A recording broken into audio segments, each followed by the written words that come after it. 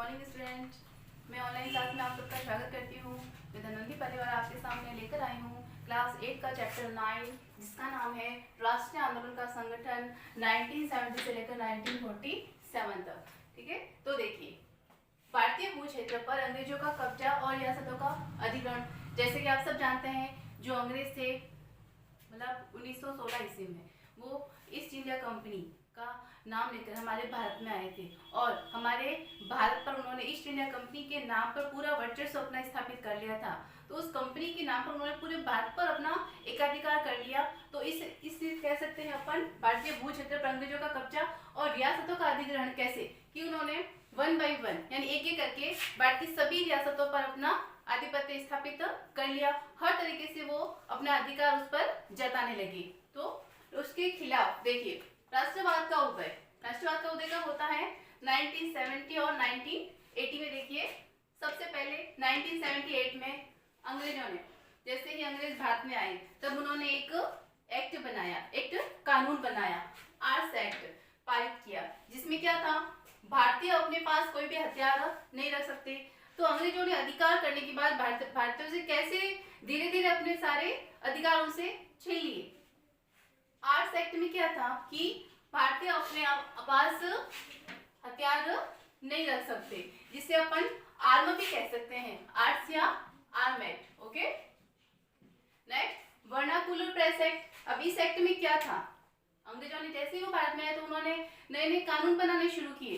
तो vernacular press act, इसमें क्या था कि अंग्रेज के खिलाफ अखबार में कोई नहीं छाप सकता। जैसे कोई भी भारतीय प्रेस थी, कोई भी भारतीय अगर प्रेस में अखबार छापता है तो अंग्रेजों के खिलाफ एक भी शब्द नहीं लिख सकता था। अगर वो लिख देता तो उसकी जो प्रेस थी, उसकी जो ऑफिस थी, वो पूरी बंद कर दी जाती। किस कानून के तहत? वर्नाकुलर प्रेस एक्ट के तहत। नेक्स्ट में उन्होंने 1983 में इल्बर्ट बिल लागू किया। इल्बर्ट बिल, अब इस बिल में क्या था, देखिए, भारतीय न्यायाधीश को ब्रिटिश न्याय देखने का अधिकार। अब देखिए कैसे, इसमें भारतीय सरकार और भारतीय जो लोग थे उन्होंने मिलकर भारत सरकार से डिमांड की कि हमें एक ऐसा अधिकार दिया जाए कि हम जो ब्रिटिश व्यक्ति हैं, जो ब्रिटिश लोग हैं, जो न्यायालय में उनकी जो कानून की व्यवस्था की गई है, या जब कोई भी केस होता है, जब लड़ा जाता है, तो भारतीय न्यायाधीश को भी वो देखने का अधिकार हो। क्यों?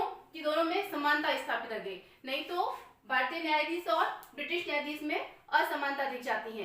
तो इसी वजह से उन्होंने इल्बर्ट बिल लागू किया। नेक्स्ट 1885 में उन्होंने, अब देखिए 1885 में क्या हुआ, 72 प्रतिनिधियों ने यानी 72 लोगों ने मुंबई में एक सभा आयोजित की, एक मीटिंग रखी। उस सभा में उन्होंने भारतीय राष्ट्रीय कांग्रेस की स्थापना की। अब देखिए, भारतीय राष्ट्रीय कांग्रेस की स्थापना कब हुई थी? 1885 में, 1885 में। कितने प्रतिनिधियों ने की थी? 72 प्रतिनिधियों ने। और कहां पर? मुंबई में। तो इसके अंदर से 3 क्वेश्चन बनते हैं, आपको इसका बेसिकली ध्यान रखना है। नेक्स्ट, बंगाल, महाराष्ट्र, पंजाब में। अब देखिए, जब भारतीय राष्ट्रीय कांग्रेस की स्थापना हो गई तो भारत के जो राज्य हैं, बंगाल, महाराष्ट्र, पंजाब, यहाँ पर लाल पाल बाल, देखिए लाल पाल बाल, लाला लाजपत राय, बाल गंगाधर तिलक और विपिन चंद्र पाल, तीनों ने एक आत्मनिर्भर रचनात्मक कामों को महत्व दिया। अब इन्होंने क्या किया कि बंगाल में, महाराष्ट्र में और पंजाब में लाल पाल बाल तीनों ने मिलकर, वापस से मैं आपको रिपीट कर दूं, लाल पाल बाल कौन है? लाला लाजपत राय, विपिन चंद्र पाल और बाल गंगाधर तिलक, तीनों ने आत्मनिर्भर और रचनात्मक कामों को महत्व दिया। उन्होंने कहा कि हमें ऐसा काम करना है जिसमें हम स्वयं आत्मनिर्भर हो और रचनात्मक, हम आगे के बारे में यानी फ्यूचर के बारे में सोचकर हम वो कार्य करेंगे, न कि अंग्रेजों के दबाव में आकर, न कि अपने ऊपर किसी को हावी होने देंगे।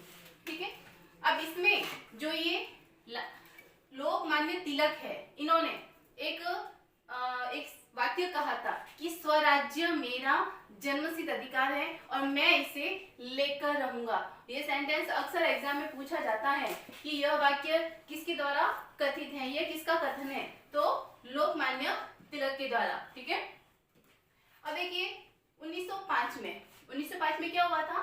जो उस समय बंगाल के जो गवर्नर थे, जो अंग्रेज अधिकारी थे, वायसराय कर्जन ने, उन्होंने क्या किया, बंगाल विभाजन। उस समय की देखा जाता है तो भारत की उस समय की सबसे बड़ी रियासत मानी जाती है, सबसे बड़ा प्रांत माना जाता था, कौन सा, बंगाल। और 1905 में वायसराय ने क्या किया कि बंगाल का विभाजन किया। फिर बंगाल का विभाजन किया तो काफी लोग थे जो विभाजन नहीं चाहते थे, उन्होंने क्या किया, इसका विरोध किया। उन्होंने जो इसका विरोध किया बंगाल विभाजन का, तो इसी विभाजन पे जो विरोध किया उसको कहा गया स्वदेशी आंदोलन।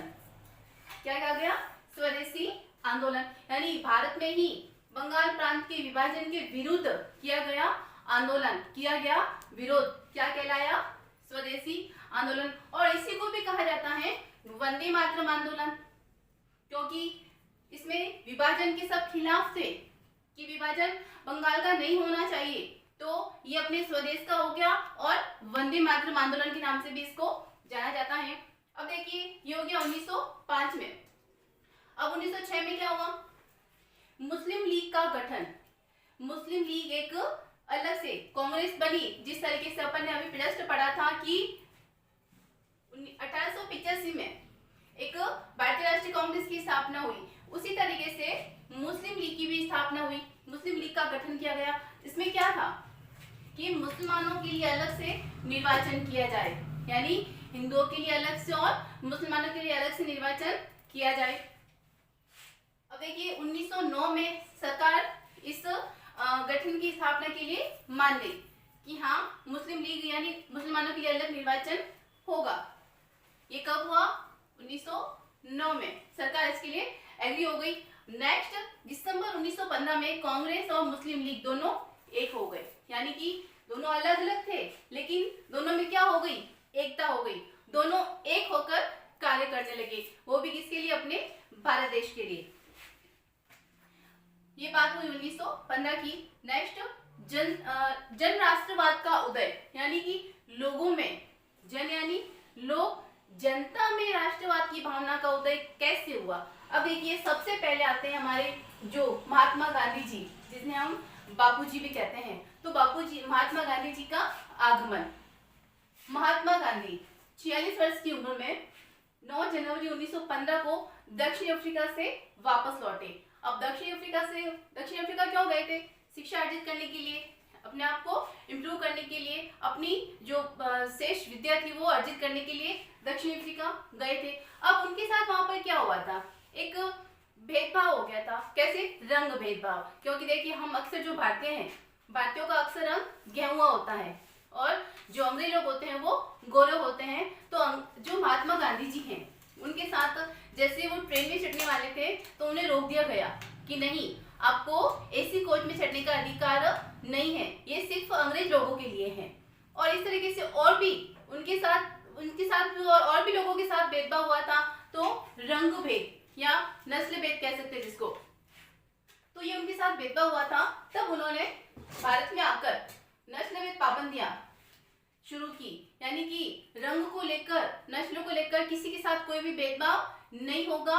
इसके लिए उन्होंने अहिंसक आंदोलन किया, हिंसक आंदोलन नहीं, यानी अस्त्र शस्त्र से नहीं, मारपीट नहीं, सिर्फ अहिंसक शांतिपूर्ण तरीके से उन्होंने सबको समझाया कि हमें नस्ल भेद मतलब यानी रंग को लेकर किसी से भी कोई भेदभाव नहीं करना चाहिए।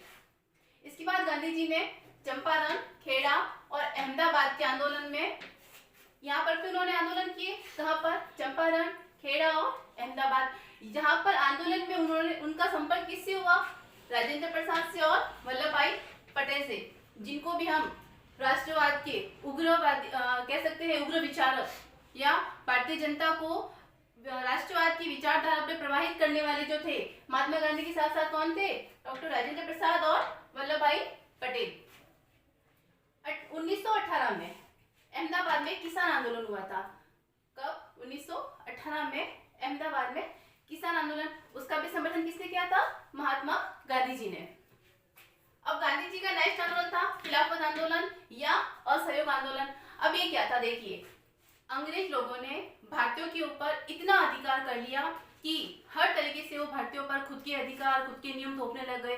भारतीयों का जो स्वयं का अस्तित्व था वो पूरा खत्म होने की कंडीशन में था। लेकिन महात्मा गांधी जब दक्षिण अफ्रीका से भारत लौटे तब उन्होंने देखा कि जो ब्रिटिश लोग हैं, जो कंपनी के अधिकारी हैं, वो हर रूप से भारतीयों का शोषण कर रहे हैं और हर रूप से भारतीयों पर अधिकार कर रहे हैं। तब उन्होंने खिलाफत आंदोलन यानी अंग्रेजों के खिलाफ और असहयोग कि हम जो ईस्ट इंडिया कंपनी थी उसमें सहयोग कौन करे थे, सब भारतीय थे मजदूर। तब उसमें कहा गया कि हम अब असहयोग करेंगे, यानी कि अंग्रेजों की किसी बात का हम सहयोग नहीं करेंगे, जो 1920 अगस्त में हुआ था। ठीक है, अगस्त 1920 भी कह सकते हैं। तथा 1922 में चोरा चोरी स्थान पर, अब क्या हुआ, जब ये आंदोलन चल रहा था, ये शुरू को हुआ था अगस्त 1920 में। 1922 में क्या हुआ, जब ये आंदोलन चल रहा था तो एक चोरा चोरी स्थान पर ज्यादा भीड़ जमा हो गई। उस भीड़ में इस भीड़ ने इतना हिंसात्मक रूप ले लिया, यानी कई लोग उसमें मारे गए, खून खराबा हो गया। तब गांधी जी ने असहयोग आंदोलन वापस लिया। कब? 1922 ईस्वी में। नेक्स्ट, सविनय अवज्ञा आंदोलन।